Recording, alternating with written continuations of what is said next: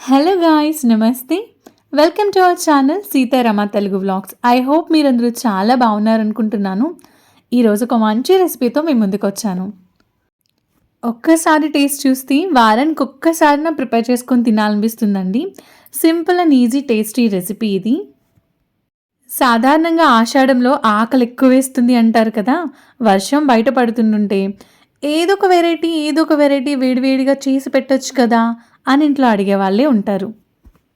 పిల్లలు స్కూల్ నుంచి వచ్చే టైంకి ఇంట్లో ఉన్న వాళ్ళందరికీ సరిపడా 6 మెంబర్స్‌కి నేను రైస్ చేస్తున్నాను. ఈ రైస్ ఐటెమ్‌ని చూసి మీకు నచ్చిందో లేదో కామెంట్ సెక్షన్‌లో తెలియచేయండి. వీడియో నచ్చితే ఒక చిన్న లైక్, కామెంట్ చేస్తే ఇంకా సంతోషిస్తాను. స్టవ్ వెలిగించి స్టవ్ హై ఫ్లేమ్‌లో ఉంచి వాటర్ ఎక్కువ పోసుకొని ఎసరు పెట్టుకొని బాస్మతి రైస్‌ని కుక్ చేస్తున్నాను. రైస్ 80-90% కుక్ అవ్వాలి. మామూలు మన వాడుక భాషలో చెప్పాలంటే రైస్‌ని పొడి పొడిలాడుతూ ఉడికించుకోవాలి. చిన్నప్పుడు అమ్మ వాళ్ళుని పులిహోర కలపడానికి కొంచెం పలుకుగా పొడి పొడిలాడుతూ వండేవాళ్ళు కదండీ! సేమ్ అంతే. హాఫ్ కిలో రైస్‌కి ఎక్కువ వాటర్ పోసి అందులో అరచెక్క నిమ్మరసం పిండానండి. రైస్ మంచిగా పొడి పొడిలాడుతూ వస్తుంది. ఆయిల్ వేయాల్సిన పనేం లేదు. ఈ నీళ్ళల్లో సాల్ట్, పెప్పర్ వేసుకొని కాస్త నిమ్మకాయ వేసుకొని సూప్‌లాగా తాగడం మీలో ఎంతమందికి ఇష్టం? మా ఇంట్లో వంట అయ్యేలోపు ముందు దాని పని చూస్తారన్నమాట. ఒక బౌల్ తీసుకొని అందులోకి అల్లం, వెల్లుల్లి, పచ్చి పసుపు వేసిన పేస్ట్‌ని 2 స్పూన్స్ వేశాను. రుచికి సరిపడా ఉప్పు, ఒక స్పూనున్నర వరకు కారం, జీలకర్ర పొడి, ధనియాల పొడి, గరం మసాలా వేసుకొని, కొద్దిగా కసూరి మేతి వేసుకొని, అలాగే కొంచెం 1 ఆర్ 2 స్పూన్స్ ఆయిల్ వేసుకొని మొత్తం కలిసేలాగా మిక్స్ చేసుకోవాలి. ఈ మిక్సర్ ఎందుకు చేస్తున్నానంటే ఇందులో మష్రూమ్స్ ముక్కలు యాడ్ చేస్తాను. ముందుగానే మంచిగా నీట్‌గా క్లీన్ చేసి పెట్టుకున్న మష్రూమ్స్‌ని ఇందులో యాడ్ చేసుకున్నా. దీంతో మీరు బేబీ కార్న్‌తో చేసుకోవచ్చు, మష్రూమ్స్‌తో చేసుకోవచ్చు. సేమ్ ఇలానే పన్నీర్‌ని కూడా మ్యారినేట్ చేసుకున్నాను. ఇందులో కొంచెం బియ్యపిండి, ఒక స్పూన్ బియ్యపిండి, ఒక స్పూన్ శనగపిండి వేస్తే సరిపోతుంది. లేదు థిక్ కోటింగ్ కావాలంటే ఇంకొంచెం వేసుకొని మిక్స్ చేసుకోవాలి. మష్రూమ్స్‌ని ఎలా అయితే మ్యారినేట్ చేశానో సేమ్ అదే విధంగా పన్నీర్ పీసెస్ కూడా మ్యారినేట్ చేసి పక్కనుంచాను. ఇందులోకి ఉల్లిపాయలు, పచ్చిమిర్చి, క్యారెట్, క్యాబేజ్, దాంతో పాటు స్ప్రింగ్ ఆనియన్స్ వేసుకున్నానండి. ఉన్న వెజిటబుల్స్‌ని క్యాప్సికమ్ వేసుకోవచ్చు. ఇంకా మీకు నచ్చిన వెజిటబుల్స్ కావాలంటే యాడ్ చేసుకోవచ్చు. ఐరన్ ప్యాన్‌లోకి ఒక 2 స్పూన్స్ ఆయిల్ వేసుకొని కరివేపాకు ఆకులు 4, 5 వేసి చిట్పట్లాడించి అందులో ముందుగా మ్యారినేట్ చేసుకున్న మష్రూమ్ ముక్కలను వేస్తున్నానండి. మష్రూమ్ ఆర్ పన్నీర్ మీరు రెండింట్లో ఒకదాంతో చేసుకున్నా కూడా బాగుంటుంది. నేను ఇక్కడ రెండింటిని వేసి ప్రిపేర్ చేస్తున్నాను. ఇంట్లో అదొక ప్యాకెట్, ఇదొక ప్యాకెట్ ఉంది. హాఫ్ కిలో రైస్ 6 మెంబర్స్‌కి సరిపడేలాగా ఈవినింగ్ టైం చేస్తున్నాను. కొద్దిగా ఆయిల్‌లో షాలో ఫ్రై లాగా చేశాను కానీ, కొంచెం ఎక్కువ ఆయిల్ పోసుకొని, కొద్దిగా శనగపిండి, బియ్యపిండి వేసి, విడివిడిగా మీరు ముక్కలు వేసి వేయిస్తే పకోడీలాగా చాలా క్రిస్పీగా బావుంటుంది. ఇంతకీ మీకు రెసిపీ పేరు చెప్పలేదు కదా! మీరే చెప్పాలండి రెసిపీ చూసిన తర్వాత. మా ఇంట్లో వాళ్ళు తిన్న తర్వాత ఒక్కొక్కళ్ళు ఒక్కొక్క రెసిపీ చెప్పారు, పేరు చెప్పారు. అది నేను మీకు లాస్ట్‌లో రివీల్ చేస్తాను. మన ఛానల్ నుంచి ఎప్పుడు చూసినా ఈ రైస్ రెసిపీస్ ఏంటండి బాబు అంటారా? అంతే కదండీ! మన తాతల కాలం నుంచి తెలుగు రాష్ట్రాల్లో అన్నం తినే పెరిగాం, బ్రతుకుతున్నాం. కాబట్టి ఏవైనా కొత్త వంటకాలు చేసినా, ఏం చేసినా రైస్‌తోనే చేసుకొని తినాలనిపిస్తుంది.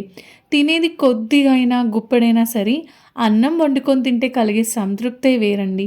ఎన్ని డైటింగులు చేసినా తక్కువ తినాలి అనుకుంటూ కప్పుడు రైస్ అనుకుంటూ కొంచెం ఏదో తింటున్నాం గానీ, రైస్ పూర్తిగా అవాయిడ్ చేయాలంటే మాత్రం చాలా కష్టమండి.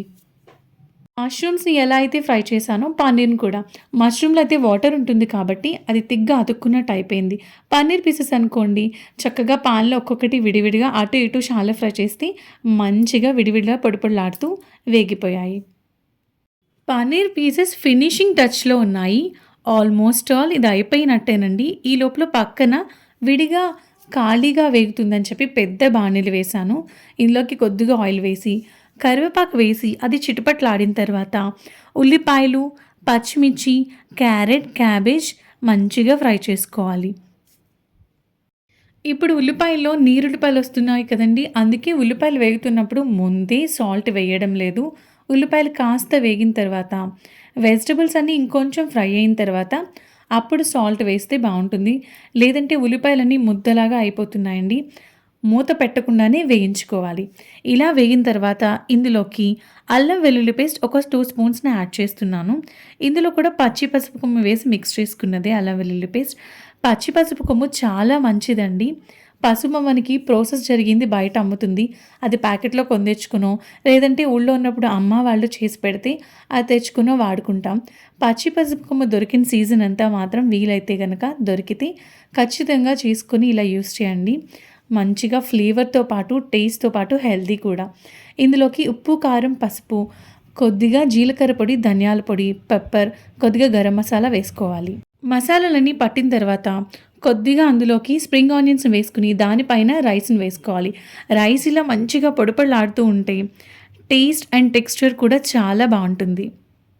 కారం మీ స్పైసీకి తగ్గట్టుగా వేసుకోండి. ఎక్కువ తినేవాళ్ళనుకోండి మీ టేస్ట్‌కి తగ్గట్టుగా కారంని పెంచుకునో లేదా గరం మసాలా లాంటివి పెంచి, తగ్గించి వేసుకుంటే మీకు నచ్చిన టేస్ట్‌కి పర్ఫెక్ట్‌గా కుదురుతుంది. మిగిలిన స్ప్రింగ్ ఆనియన్స్‌ని కూడా పైన వేసేసాను. దానిపైన ముందుగా వేయించుకున్న మష్రూమ్స్‌ని, దానిపైన ముందుగా వేయించుకున్న పన్నీర్ పీసెస్‌ని వేస్తున్నాను. రెండిట్లో దేనితోనైనా చేసుకోవచ్చండి. సేమ్ మ్యారినేషన్ పొటాటోతో చేసుకోవచ్చు. పొటాటోతో చేసినా కూడా చాలా బావుంటుంది. చికెన్‌తో ట్రై చేయండి, ఇంకా బావుంటుంది. స్టవ్‌ని ఇలాగే లో ఫ్లేమ్‌లో ఉంచుకుని మొత్తం మసాలాలు, ఫ్లేవర్స్ అన్నీ పట్టేలాగా కింద నుంచి పైకి మొత్తం కలిసేలాగా మిక్స్ చేసుకొని, పైన కాస్త కొత్తిమీర జల్లుకొని స్టవ్ ఆఫ్ చేసుకుంటే సరిపోతుంది. యమ్మీ యమ్మీ టేస్టీగా ఉండే నా భాషలో సాస్‌లు ఎలాంటివి యూజ్ చేయకుండా చేసిన ఫ్రైడ్ రైస్ అని.